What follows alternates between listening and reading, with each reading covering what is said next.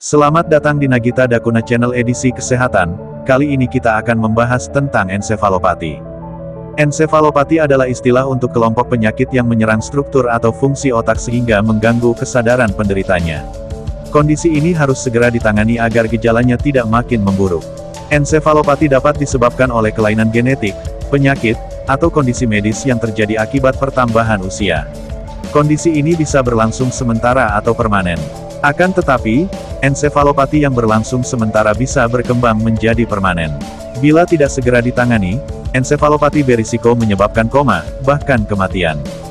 Penyebab ensefalopati yaitu gangguan elektrolit, tekanan darah yang terlalu rendah atau terlalu tinggi, kelainan genetik, seperti kadar glisin di otak yang terlalu tinggi, cedera kepala, pasokan oksigen ke otak yang menurun, misalnya leher bayi terlilit tali pusar atau CPR yang terlambat pada penderita serangan jantung, penyakit degeneratif, seperti penyakit Alzheimer, sindrom Wernicke-Korsakoff yang dipicu oleh kecanduan alkohol atau kekurangan nutrisi yaitu malnutrisi.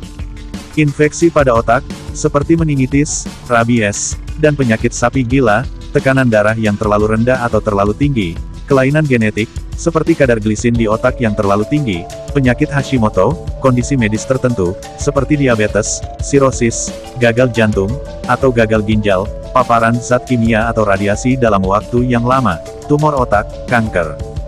Gejala ensefalopati yaitu linglung, kejang, tremor, sulit menelan, hilang ingatan, sulit fokus dan konsentrasi, mudah mengantuk, mata bergerak tidak terkendali, gangguan berbicara.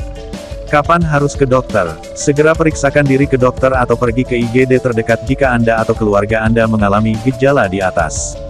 Perubahan atau penurunan kesadaran merupakan kondisi gawat darurat yang harus segera ditangani.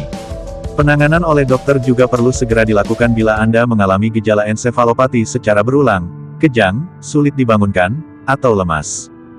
Diagnosis ensefalopati. Untuk mendiagnosis ensefalopati, dokter akan bertanya tentang gejala yang dialami dan riwayat kesehatan pasien, dilanjutkan dengan pemeriksaan fisik.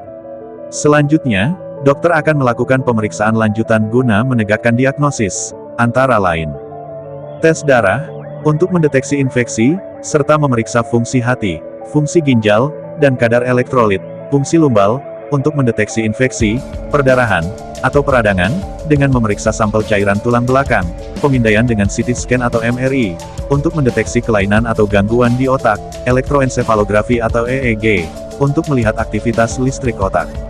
Pengobatan ensefalopati. Pengobatan ensefalopati disesuaikan dengan gejala dan penyebabnya. Pada pasien yang mengalami gejala berat, penanganan harus dilakukan di rumah sakit, antara lain dengan pemberian oksigen dan infus. Bila perlu, pasien akan dirawat di ruang ICU. Dokter juga dapat memberikan obat-obatan, di antaranya antibiotik, obat laktulosa, insulin, bila ensefalopati disebabkan oleh kadar gula darah tinggi atau hiperglikemia. Jika diperlukan, pasien akan diberikan nutrisi melalui selang sesuai resep dokter. Selain itu, tindakan cuci darah atau transplantasi ginjal juga bisa menjadi pilihan apabila ensefalopati disebabkan oleh gagal ginjal. Komplikasi ensefalopati yaitu pembengkakan otak, koma, penurunan kemampuan berpikir, lumpuh, kematian.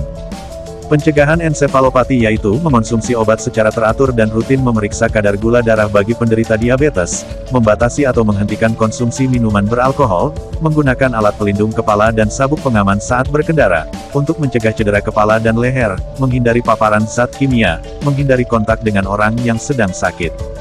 Mencuci tangan secara rutin, mengonsumsi makanan bergizi seimbang, berolahraga secara rutin, menjaga berat badan ideal, memeriksakan diri ke dokter secara rutin bila memiliki riwayat penyakit tertentu. Salam sehat, sampai jumpa di video selanjutnya. Terima kasih.